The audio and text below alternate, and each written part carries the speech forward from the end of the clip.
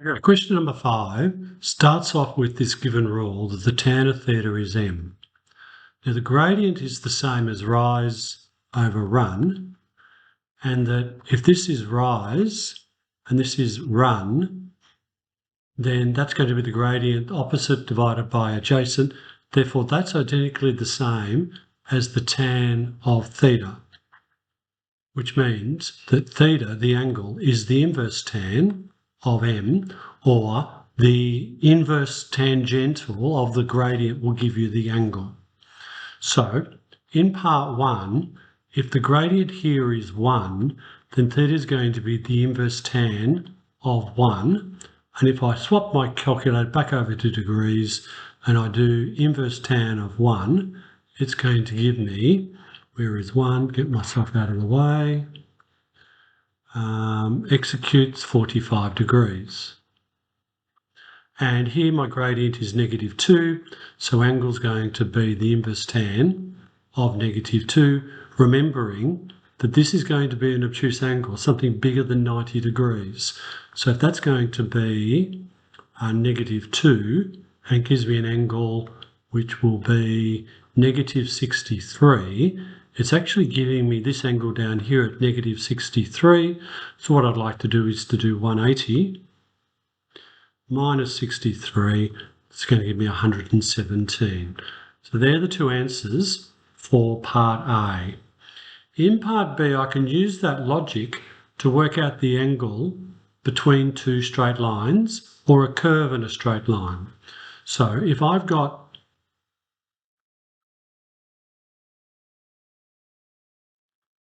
the angle between one minus the angle between the other. So if I was to consider this to be the x-axis, then the inverse tan of this line will give me this angle, and the inverse tan of this line would give me this angle, and of course one minus the other is going to give you the bit in between. So show that the angle is 26.6. So I can see that this is the line which is the bigger angle, and that's got a gradient of 3. So the inverse tan of 3 minus the inverse tan of the gradient of this line is 1. And the inverse tan of 3, making sure that I'm still in degrees, is going to give me that angle, which is 26.56, which is 26.6. Beautiful. Okay, so now consider this function. We have this cubic. So let's have a look and see what the cubic is and where it's positioned. So if I open up a bracket, don't open up two brackets, open up a bracket. I've got x plus 2. And that is squared, and open up another bracket, and I've got x minus 1. And press X key, make sure it's all okay, beautiful. And open up a new graphing window, and that times that will give me that cubic. Okay, so we want to create a tangent at x equals 2. So up here somewhere at x equals 2. So if I change that from -3 to 3, I want analysis, G-solve, no sketch, a tangent at x equals 2. Okay, there's the tangent line. If I press XE, it also gives me the equation of it there. So the equation of the tangent at x equals 2, y equals 24x minus 32. The gradient is going to be 24, and the angle it makes with the positive direction of the x-axis is going to be the inverse tan of 24.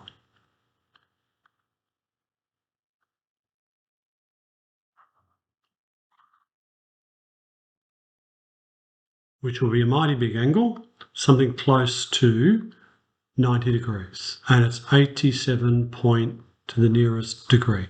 87.6, therefore 88 degrees. You'll notice that I got a really nice equation from working in graphs and tables, if it hadn't have been nice, then I would have worked in main and would have gone interactive calculation line, tan line at x equals 2, and I would have got the same answer, but I'd have to add my y equals, otherwise you won't get the mark. Okay, so that was when x equaled 2. I'm now going to add a tangent at x equals -1. Hopefully, I can get a nice equation by going here, and I type -1, okay, and it's drawn the tangent at -1. When I press X here, it gave me another nice line. So y equals -3x minus 5. And state the acute angle between the two of them. So the gradient of this is -2, and I know the other one is 88 degrees. So a -3. So what have I got? I've got the inverse tangent of -3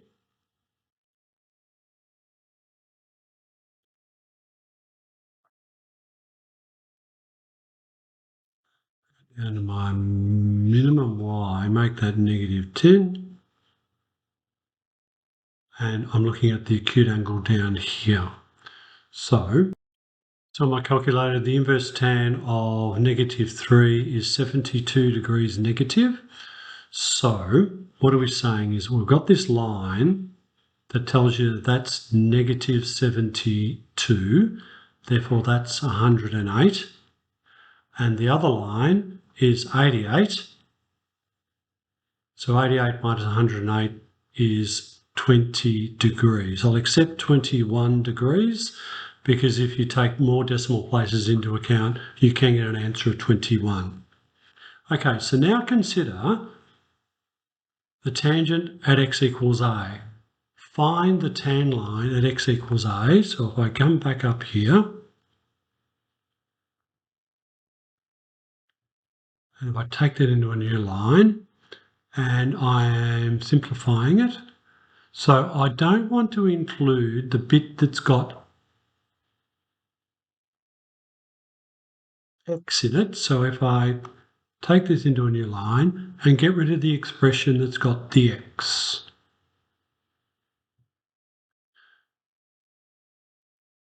Sorry, I'll want to include the bit that's got the x. So I get rid of the bit that doesn't have anything to do with x, because that's going to be the y-intercept. And I expand, that's going to be, that's going to be 3a times a plus 2.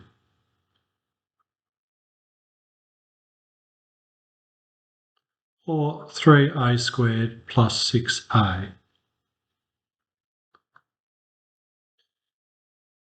When it makes a 30-degree angle with the positive direction of the x-axis, then this tangent needs to make a 30 degrees. So the tan of 30 degrees will equal the gradient, which will be 3a squared plus 6a. The tan of 30 degrees is 1 on root 3. So if I do math 1, tan of 30, of course it's 1 on root 3 or root 3 on root 3, and that's going to equal 3x squared, I'm using x for a, plus 6a, and solve for x. And I'm looking for a couple of answers. I'll accept 0.09. I'll also accept a equals -2.09, but I accepted either one of them for a correct answer. And now consider another tangent at A, and it has to be the angle between it and the tangent at x equals 2 is 20 degrees.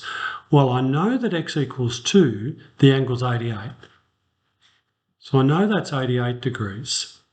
So if there's a 20-degree angle between the two of them, then the other one has got an angle of 68 degrees. Therefore, if I make that the tan of 68,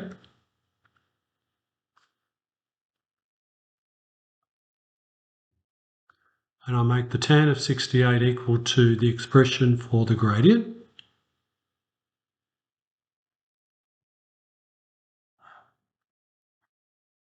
and I solve for x. X will represent the A value, and I can take the values of negative 2.35 or 0.35 as two possible answers. Now, the angle could actually be a bigger angle up here, and the angle could be not 88, but 108. So if I make that 108, gives me no solution. 78-degree angle, that will give you, negative 72, I think. 88 and 72 is 0 carrier 160, which means it's a 20-degree angle as the acute. And if I do negative 72, I'm going to get no solution. So there's no way you can do it. So they're the only two answers that are possible.